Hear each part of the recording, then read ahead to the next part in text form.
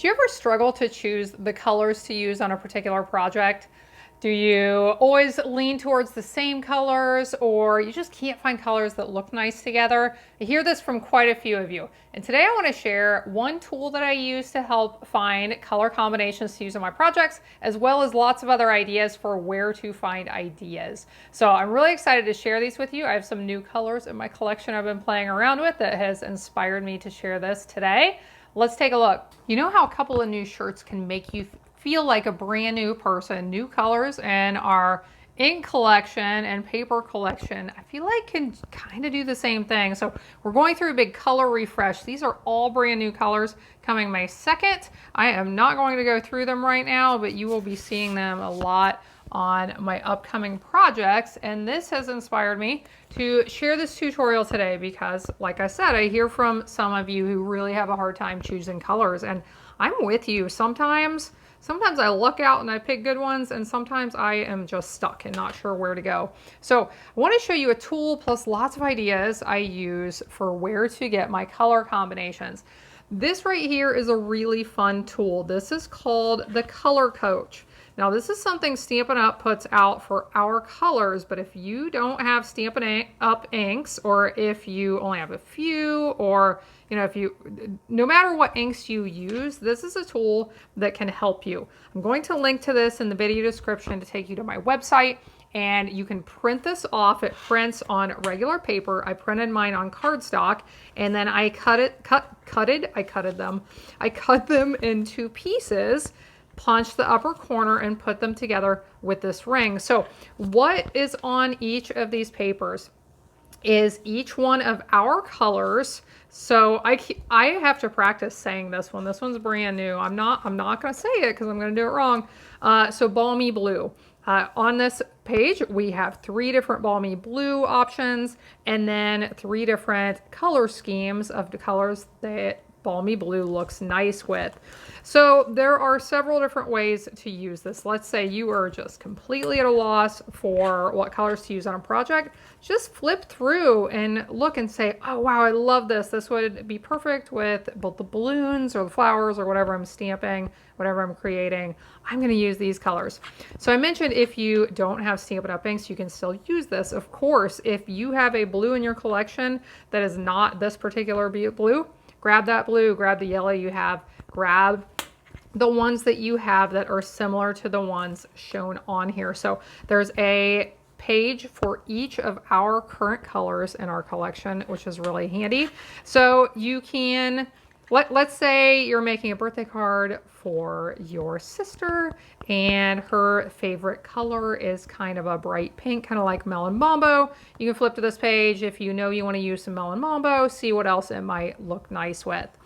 So that is one tool that is very, very helpful. Like I said, I will link to that, and you can go and print it off and add this to your craft room. It's a great way to get ideas right there at your fingertips and not have to go elsewhere, which I am going to share some other ideas. So here is another really great idea that I do a lot, is to go to a paper pack for the color combinations in that particular paper pack. This is a new pack called Bright and Beautiful. It's really fun. We have stars and balloons and fun bright things that look like parties, but can be used for a lot of other things as well. But go to a paper pack and find one that is some colors that look nice together, and then pull those colors out of your collection. Now, one of my favorite things, and one of the things I hear from so many of you that has made your life easier, especially if you're learning to stamp, is the coordination of our products, because our inks match our papers, and it saves so much time just to be able to pull out the things that match and not have to spend. I used to spend days, I felt like long periods of time, making things match before I started using Stampin' Up! Products. It makes life better. So let's say you pull out a paper pack, whether it's Stampin' Up! Or not, whatever it is, pull out those colors. If it is one of ours, you have your sheet that comes with it that tells you exactly what colors are in it. I refer to this often because I cannot always tell, even with my eagle eye for color, I can't always tell what colors are in the pack, so that is really helpful.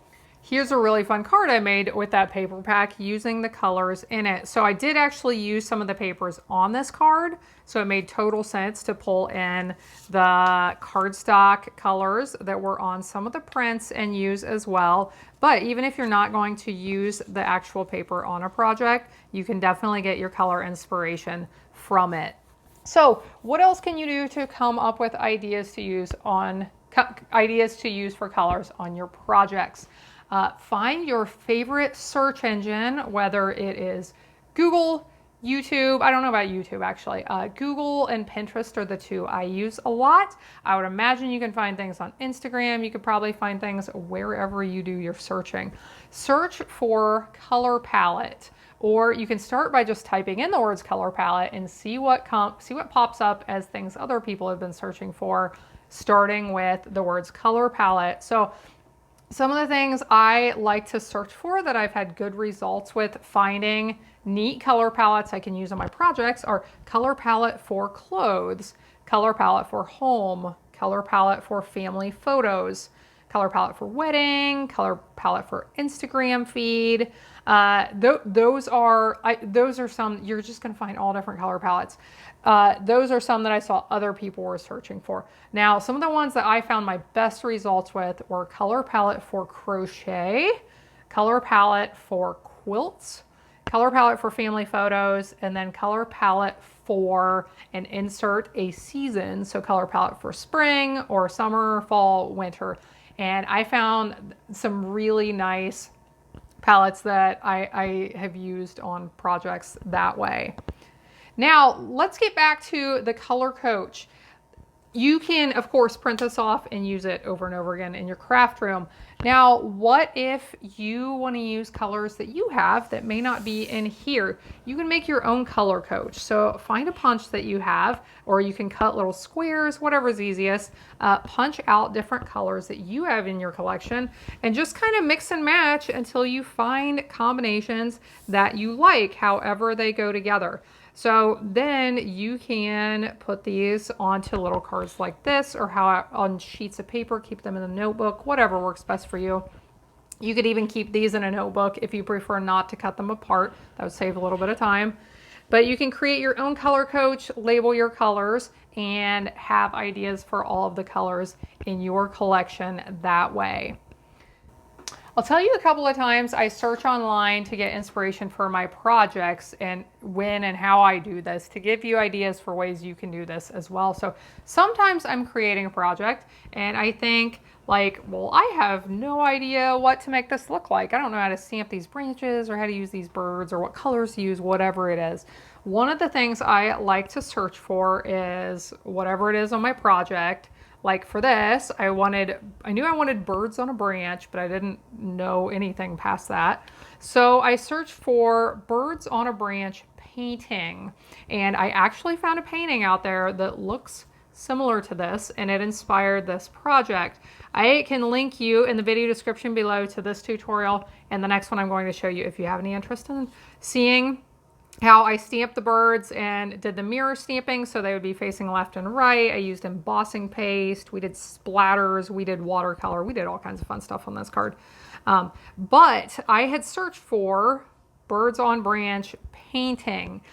Sometimes I search for something like birds on branch photo or birds on branch clip art. With clip art, you're going to get more of the cartoony hand drawings, not necessarily something that looks realistic. But this is when I searched this for. This may sound silly, but sometimes when I'm stamping flowers or butterflies, or it was even true on this ladybug card I made, this is lots of fun. I'm going to open this up so you can see how it opens. This is a twist and pop card, and I'll link down in the description if you want to see this tutorial as well so you can find it.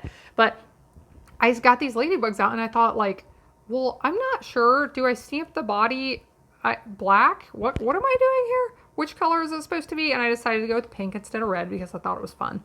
But I pulled up ladybug clip art to see different colors and different styles and things. And that helped give me some ideas. Like I said, I do this a lot with flowers, all different things. If you are struggling, search for butterfly photos or butterfly painting or sunset or mountains or whatever you are stamping. You can get some really great ideas that way. So I hope these ideas help you find some inspiration for your future projects. Thanks so much for watching along. If you are looking for any of the products I've shared today, I will link to those in the description below. I appreciate when you shop with me. I hope you have a blessed day and that you'll be back again next time when I'll be here helping you to hand make with love.